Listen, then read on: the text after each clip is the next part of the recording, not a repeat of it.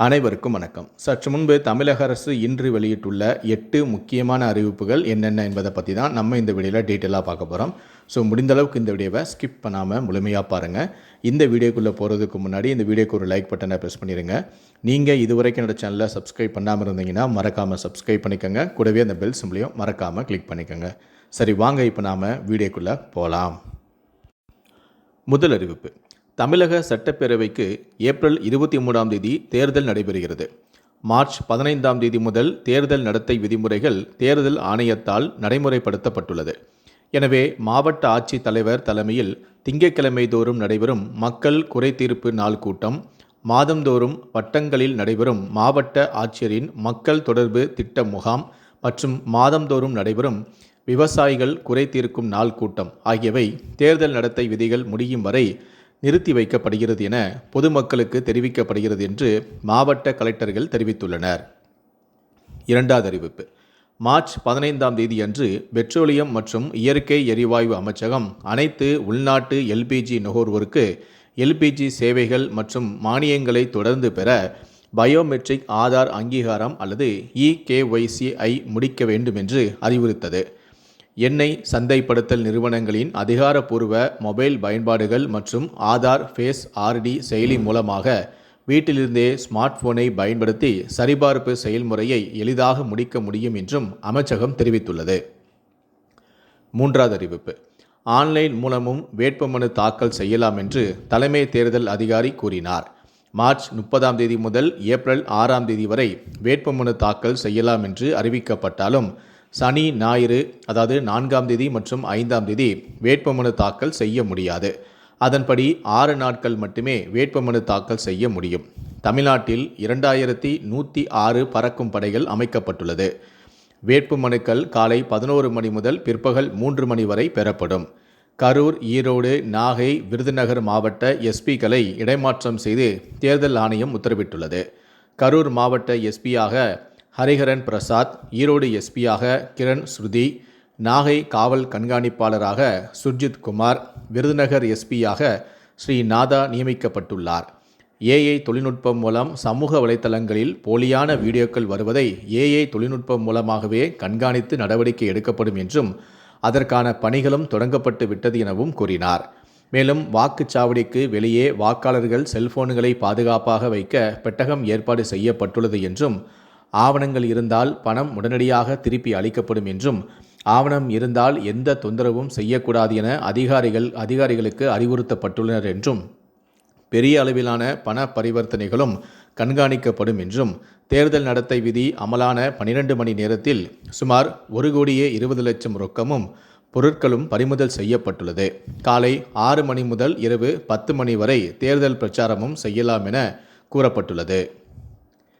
நான்காவது அறிவிப்பு: அரசு பள்ளிகளில் 8ஆம் வகுப்பு படிக்கும் மாணவர்கள் திறன் படிப்புதவித் தொகை பெறுவதற்கான நடத்தப்பட்ட தேர்வில் தேர்ச்சி பெற்று உதவித்தொகை பெற தகுதியுள்ளவர்களின் பட்டியல்களை அரசு தேர்வுகள் இயக்கம் வெளியிட்டுள்ளது. இத்தேர்வில் மாணவ மாணவியர் பெற்ற மதிப்பெண் விவரங்கள் பிப்ரவரி 18ஆம் தேதி வெளியிடப்பட்டது. மாணவர்களின் பிறந்த தேதி, இனம் உள்ளிட்ட திருத்தங்கள் இருந்தால் அது குறித்து விவரங்களை தெரிவிக்க கடந்த பிப்ரவரி மாதம் 18ஆம் தேதி முதல் 24ஆம் தேதி வரை கால அவகாசமும் வழங்கப்பட்டது. அதன்படி பெறப்பட்ட விவரங்கள் தற்போது பரிசீலிக்கப்பட்டு திருத்தங்களும் மேற்கொள்ளப்பட்டு அதற்கான தெளிவு பட்டியல்கள் நேற்று வெளியிடப்பட்டுள்ளது. மேற்கண்ட ஊக்கத்தொகை பெறுவதற்கான தெரிவு பட்டியலை tge.tngov.in என்ற இணையதளத்தில் உள்ள திறன் படிப்புதவித் தொகை திட்ட தேர்வு முடிவுகள் என்ற பக்கத்தில் நீங்கள் காணலாம் என்றும் கூறியுள்ளது. ஐந்தாவது அறிவிப்பு: தென்கிழக்கு அரபிக்கடல் பகுதிகள் மற்றும் அதை ஒட்டிய லட்சத்தீவு பகுதிகளில் மேல் ஒரு வளிமண்டல மேலடுக்கு சுழற்சி நிலை கொண்டுள்ளது. மேலும் வடக்கு இலங்கை கடலோர பகுதிகளுக்கு அப்பால் உள்ள தென்மேற்கு வங்கக்கடல் பகுதிகளில் இருந்து குமரிக்கடல் பகுதிகள் வரையில் ஒரு வளிமண்டல கீழடுக்கு சுழற்சி நிலை கொண்டுள்ளது. இதன் காரணமாக இன்று முதல் 20ஆம் தேதி வரை தமிழகத்தில் ஓரிரு இடங்களில் லேசான மழை பெய்ய வாய்ப்புள்ளது என்றும், இதை தவிர இன்று முதல் 19ஆம் தேதி வரை ஓரிரு இடங்களில் இயல்பை விட ஓரிரு இடங்களில் 2 டிகிரி செல்சியஸ் வரையிலும் வெப்பநிலை குறைவாக இருக்கலாமும் வாய்ப்புள்ளது. சில இடங்களில் இயல்பை விட சற்று கூடுதலாக இருக்கவும் வாய்ப்புள்ளது. ஆறாவது அறிவிப்பு: தமிழகம் முழுவதும் அமலுக்கு வந்த தேர்தல் விதிகள். இந்த காலகட்டத்தில் அரசு அதிகாரிகள், காவல்துறையினர் பறக்கும் படையாக செயல்படுவார்கள். தேர்தலில் முறைகேடு, வாக்காளர்களுக்கு பணப்பட்டுவாடா செய்வதை தடுக்கும் வகையில் பறக்கும் படையினர் சோதனையை மேற்கொள்வார்கள். இந்த நடத்தை விதிமுறை காலத்தில் அரசியல் கட்சி தலைவர்கள், பொதுமக்கள் சில கட்டுப்பாடுகளை கண்டிப்பாக பின்பற்ற வேண்டும். குறிப்பாக அதிக அளவில் பணம் எடுத்து செல்லக்கூடாது. அதன்படி 50,000 ரூபாய் வரை ஆவணங்கள் தேவையில்லை. மாறாக 50,000க்கு மேல் பணம் கொண்டு சென்றால் கையில் உரிய ஆவணங்கள் இருக்க வேண்டும். இல்லாவிட்டால் அந்த பணம் பறிமுதல் செய்யப்பட்டு விடும். இதனால் பொதுமக்கள் கையில் அதிகளவில் பணம் எடுத்துச் செல்வதை தவிர்க்க வேண்டும். அதேபோல 10 லட்சம் அல்லது அதற்கு மேல் பணம் பறிமுதல் செய்யப்பட்டால் உடனடியாக வருமான வரித்துறைக்கு தகவலும் தெரிவிக்கப்படும். வருமான வரித்துறையினர் விசாரணையை தொடங்குவார்கள். அதேபோல தங்க நகைகள், வெள்ளி பொருட்கள், பரிசு பொருட்களை எடுத்துச் செல்லும் போது கூட அதற்கான உரிய ஆவணங்களை கையில் வைத்திருக்க வேண்டும். இல்லாவிட்டால் அந்த பொருட்கள் தேர்தல் பறக்கும் படையால் பறிமுதலாக வாய்ப்புள்ளது. அதன்படி 10,000த்திற்கும் அதிகமான பரிசு பொருட்கள் உட்பட பிற பொருட்களை எடுத்துச் சென்றால் அது பறிமுதல் செய்யப்படும். இந்த பணம், பொருட்கள் அரசியல் கட்சி வேட்பாளர்களுடன் தொடர்பில்லாமல் இருக்கும் பட்சத்தில் உரிய ஆவணங்கள், உரிய விளக்கம் கொடுத்தால் மீண்டும் ஒப்படைக்கப்படும். இல்லாவிட்டால் கருவூலத்தில் வழங்கப்படும். தேர்தல் முடிவுகள் அறிவிக்கப்படும் வரை இந்த விதிகள் தொடரும் என்றும் கூறியுள்ளது. 7வது அறிவிப்பு. தமிழகத்தில் கோடை காலத்தை ஒட்டி குடிநீர் ஆலைகளை ஆய்வு செய்ய அதிகாரிகளுக்கு தமிழக உணவு பாதுகாப்புத்துறை உத்தரவிட்டுள்ளது. கோடை வெயிலின் தாக்கம் நடப்பாண்டில் நாளுக்கு நாள் அதிகரித்து வருகிறது.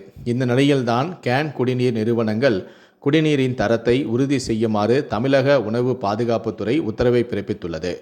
தமிழ்நாட்டில் குடிநீர் கேன் நிறுவனங்கள் உணவு பாதுகாப்புத்துறையின் வழிகாட்டுதல்களை முறையாக பின்பற்றுவது அவசியம் என்றும், தரம் மற்றும் முறையான அனுமதி இல்லாமல் அடைக்கப்பட்ட குடிநீர் விற்பனை செய்வது தெரியவந்தால் கடும் நடவடிக்கை எடுக்கப்படும் என்றும் உணவு பாதுகாப்புத்துறை எச்சரிக்கை விடுத்துள்ளது. குறிப்பாக கேன்களில் நிறுவனம் மற்றும் உற்பத்தியாளரின் பெயர், தயாரிப்பு தேதி மற்றும் காலாவதி தேதி கட்டாயம் இருக்க வேண்டும். கேன் நீரை நேரடியாக சூரிய ஒளியில் தேக்கி வைக்கக்கூடாது. கேன்களை 30 முறைக்கு மேல் மறுசுழற்சி செய்யக்கூடாது. கேன்கள் சுத்தமாகவும் சுகாதாரமாகவும் பராமரிக்கப்பட வேண்டும். பாசை பிடித்து கேன் தண்ணீரை விற்பனை செய்து விதிகளை பின்பற்றாத கடைகளின் உரிமையாளர்களுக்கு மீதும் நடவடிக்கை எடுக்கவும் உத்தரவிடப்பட்டுள்ளது. அதேபோல விதிமுறைகளை மீறும் கடைகள் மற்றும் ஆலைகளுக்கு தலா 5,000 ரூபாய் அபராதம் மற்றும் சட்ட நடவடிக்கை எடுக்க வேண்டும் எனவும் அதிகாரிகளுக்கு அறிவுறுத்தப்பட்டுள்ளது. கால்சியம் 1 லிட்டர் குடிநீரில் 10 முதல் 25 மில்லிகிராம் என்ற அளவிலும், மெக்னீசியம் 1 லிட்டர் குடிநீரில் 5 முதல் 30 மில்லிகிராம் என்ற அளவிலும் இருப்பதையும் கட்டாயமாக பின்பற்ற வேண்டும் என்பன உள்ளிட்ட வழிகாட்டுதல்களை முறையாக கடைபிடிக்க வேண்டும் என உணவு பாதுகாப்புத்துறை தெரிவித்துள்ளது. கடைசியாக 8வது அறிவிப்பு. தனியார் வாகனங்களுக்கான வருடாந்திர ஃபாஸ்டேக் பாஸின் விலையை 3000 3,075 ஒன்றிய அரசு உயர்த்தியுள்ளது. தமிழ்நாட்டில் உள்ள 66 சுங்க சாவடிகளின் கட்டணத்தையும் 5 முதல் 7% உயர்த்தியுள்ளதாக அறிவித்துள்ளது. இந்த விலை மாற்றம் ஏப்ரல் 1 முதல் அமலுக்கு வரும் எனவும் தெரிவிக்கப்பட்டுள்ளது. சுங்க சாவடிகளில் கார், ஜீப், வேன் போன்ற லேசான வாகனங்களுக்கு தற்போது வசூலிக்கப்படும் கட்டணத்தை விட 10 ரூபாய் முதல் 40 ரூபாய் வரையும், லாரி, பேருந்து போன்ற கனரக வாகனங்களுக்கு 50 ரூபாய் முதல் 200 ரூபாய் வரையும் கூடுதலான கட்டணம் விதிக்கப்பட வாய்ப்புள்ளது. இந்த 8 அறிவிப்புகளை பற்றிய உங்களுடைய கருத்துக்கள் என்ன அப்படிங்கிறத கீழே இருக்கக்கூடிய கமெண்ட் செக்ஷனில் மறக்காமல் சொல்லுங்கள். முடிந்த அளவுக்கு இந்த வீடியோவை மற்றவங்களுக்கும் ஷேர் பண்ணுங்கள். மேலும் இது போன்ற பல வீடியோகளை நீங்கள் பார்க்கணும் அப்படின்னு நினச்சிங்கன்னா மறக்காமல் என்ன சேனலை சப்ஸ்கிரைப் பண்ணுங்கள். கூடவே அந்த பெல் சிம்பளையும் மறக்காமல் கிளிக் பண்ணுங்கள். நன்றி, வணக்கம்.